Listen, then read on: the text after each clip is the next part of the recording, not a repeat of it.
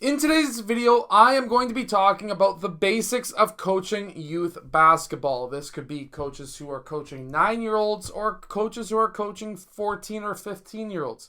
These are the basics that every coach needs to know. We're going to start with defense, then we're going to be moving on to offense and individual skills. But really quickly, if you want the complete guide to coaching youth basketball, make sure to go check out the link that is down in the description below. Now, what about defense? Defense is a very important skill to be able to have for players. Many coaches will only pick players who can play defense. If you are a pylon on defense, most coaches will not pick you. So, as coaches, especially if we are teaching younger players, the first thing that we need to be able to teach is defense, because if the other team doesn't score, we automatically win as long as we score more than them. So, what are some of the things that we need to know as basketball coaches? Well, the first thing I suggest is we teach our players to play man-to-man defense. I understand there are some coaches who will start with zone because they feel like they can win better and more games with zone, but believe me, if you teach man-to-man properly, it is better than zone, and you're going to be able to teach zone easier to players who know how to play man-to-man defense. So let's get down and let's check out some tactics that you can use. So here we got blue, who's on offense, red, who is on defense, and we are going to start with the most basic of basic defenses when it comes to man that you can run. Obviously, player 1 is going to be guarding player 1, and he is going to be man on. He does not want player 1 to be able to dribble. Player 5 is 1 pass away, and player 2 is 1 pass away, which means that the most basic is player 5 and 2 will be 1 pass away. Now, there's a ton of different strategies that I'm going to be going over most basic, but this is just the most basic rules when it comes to man-to-man defense. Meanwhile, player 3 and 4 are 2 passes away, which means that player 4's defender needs to be 2 big steps away, and same as player 3. This is the basics of a man-to-man defense. Now, I would prefer player 5 to be a little bit more and player 2 to be a little bit more in the gap. These are gaps. These are help. This is man on. When your players are in gap, they should be calling, I'm in gap, or just gap, gap, gap. If the player is on ball, he should say ball, ball, ball. If the players are in help, which are these guys right here, this would be them calling help, help, help, help. That way, the person who's guarding ball knows that he's got gap defenders and he's got help. Essentially, whoever is back here is the captain of the defense because he can see, or they can see, or she can see the whole entire court. If the ball gets passed over to this side, player 5 is man on, player 1 is 1 big step away, player 2 is 2 big steps away. Player 3 is now going to be 1 big step away because he's 1 pass away. And player 4 is going to be 3 steps away, which means that he is going to be somewhere around here. Because we don't care all that much about these players. Player 4 and 2 are in help.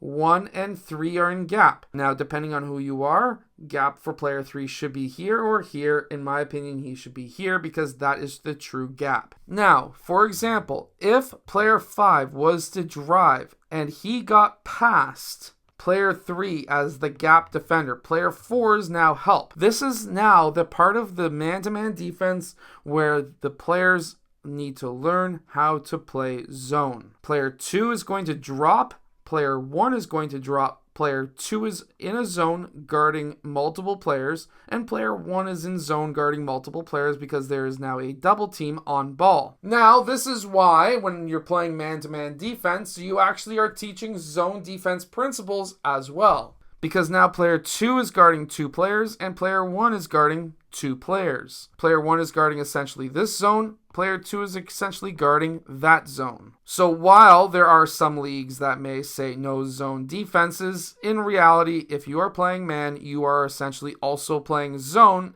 occasionally whenever there is a drive and a double team.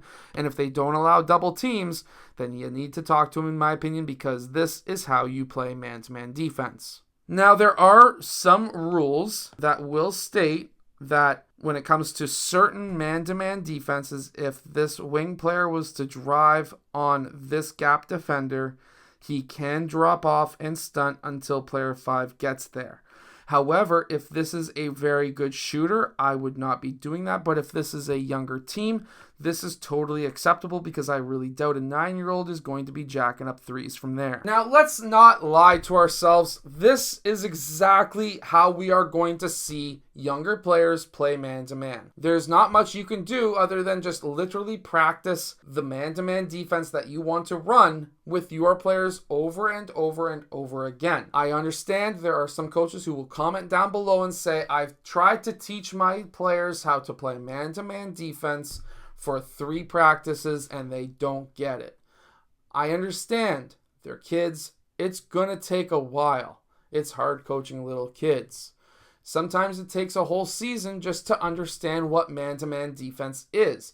This is why we teach it first, in my opinion, before we teach zone. Because what's going to happen when it comes to a zone, and I've seen this firsthand as a coach who's coached against another team who's running zone at a young age, is the players will literally stand in one spot with their hands out and they will say, I'm in my zone, coach. I'm in my zone.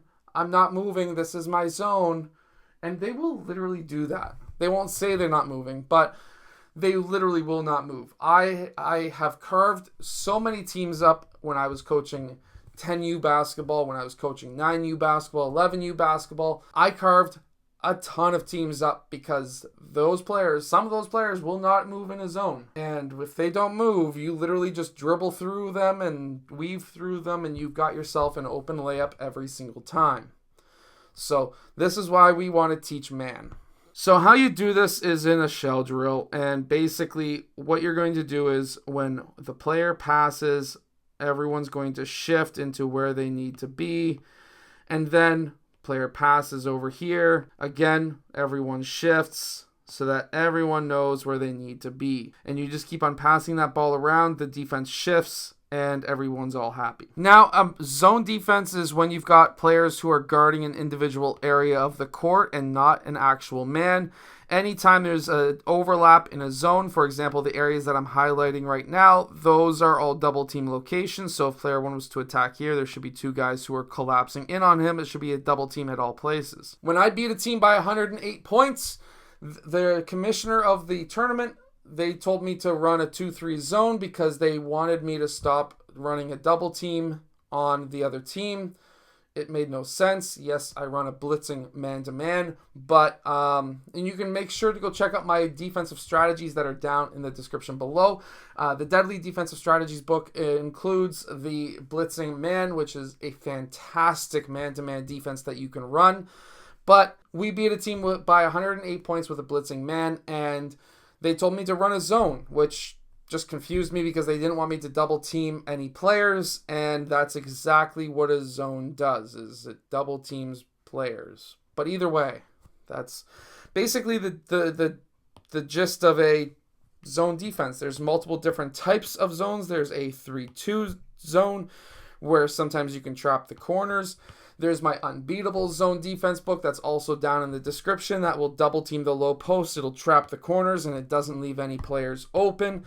There's a lot of different types of zones. There's also what they call a 1-3-1 zone, which is 1 player up top, 3 in the middle, 1 player in the back. And generally speaking, it traps the corners of the court, and the idea here is to be able to get quick turnovers. There's a lot of different strategies that you can learn. I'm not going to go over in the basics of coaching youth basketball.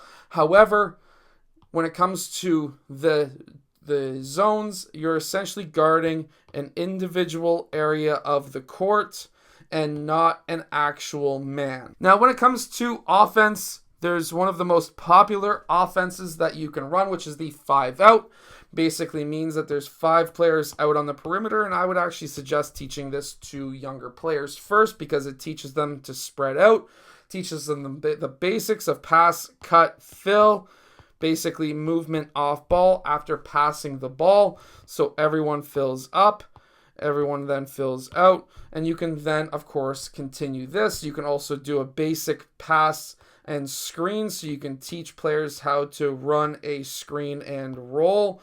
These guys would then fill up and he fills out. Very basic, but When it comes to offenses, you want the players to be spread out. A lot of younger players will just clump together in a ball and say, pass the ball, pass the ball, pass the ball. But when in reality, what they're doing is they're bringing their own defender in on the situation, and it just becomes a mess.